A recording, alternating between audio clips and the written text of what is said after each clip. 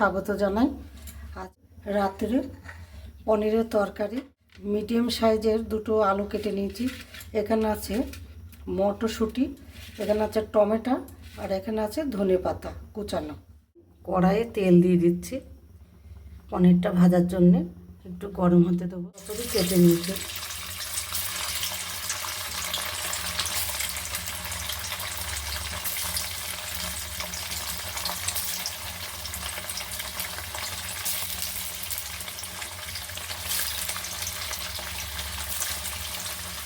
এবারে উল্টে পাল্টে একটু ভালো করে লাল করে ভেজে নেব।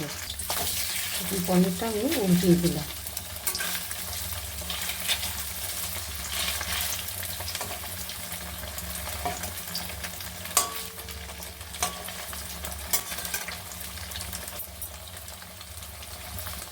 দেখুন পনিরগুলো ভালো করে লাল লাল করে দেখুন ভাজা হয়ে গেছে।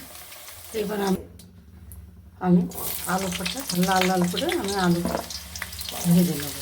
দিয়ে এবার ভেজে নেবো লাল লাল করে, নামিয়ে নেবো। দিলাম না, ওই তেলের মধ্যেই আমি আর তেল দিইনি, একটা তেজপাতা আর এলাচ, দারচিনি, লবঙ্গ আমি ফোড়নে দিয়ে দিলাম।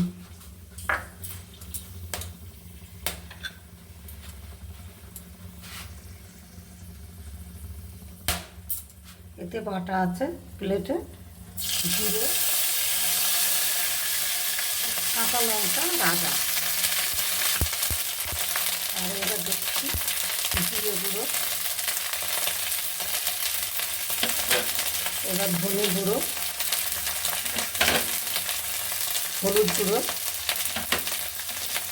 এবার স্বাদ মতো একটু লবণ দিয়ে দিলাম।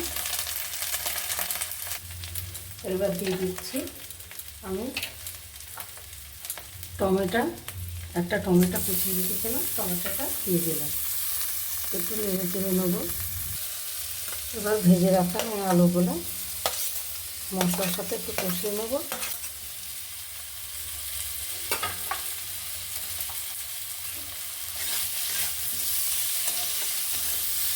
মটরশুঁটি, এই দেখুন মটরশুঁটি দিয়ে দিলাম, দিয়ে একটু নেড়ে চেড়ে।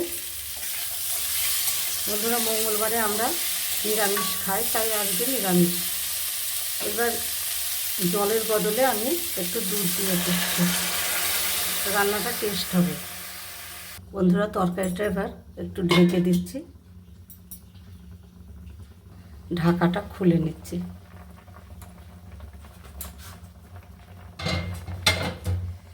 দেখি কেমন হলো। দেখুন, কিন্তু শুকনো লঙ্কা দিইনি, কাঁচা লঙ্কা রান্নাটা হচ্ছে। পনিরগুলো দিয়ে দিচ্ছি।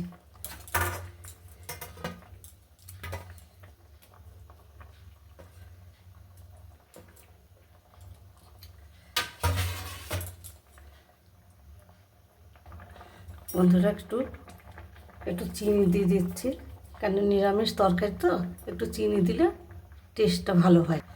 বন্ধুরা দেখুন, এই যে বাড়ি বানানো গাওয়া ঘি একটু ছড়িয়ে দিচ্ছি ওপর দিয়ে। এবার দেবো আমি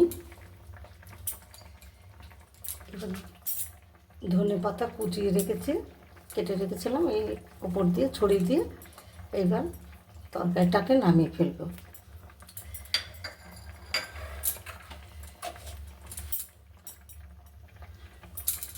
আমি হালকা পাতলায় রান্না করলাম রাত্রে একটা তরকারি। বন্ধুরা, খেয়ে খুব শান্তি পাওয়া যাবে, কেন গরম গরম ভাতের সাথে আপনারা রান্না করবেন, এরকম করে খাবেন। আর ভিডিওটা ভালো লাগলে একটু লাইক, শেয়ার, সাবস্ক্রাইব করবেন, আমার সঙ্গে থাকবেন। নমস্কার। দেখুন রান্নাটা আমার কমপ্লিট হয়ে গেছে, এবার নামাবো।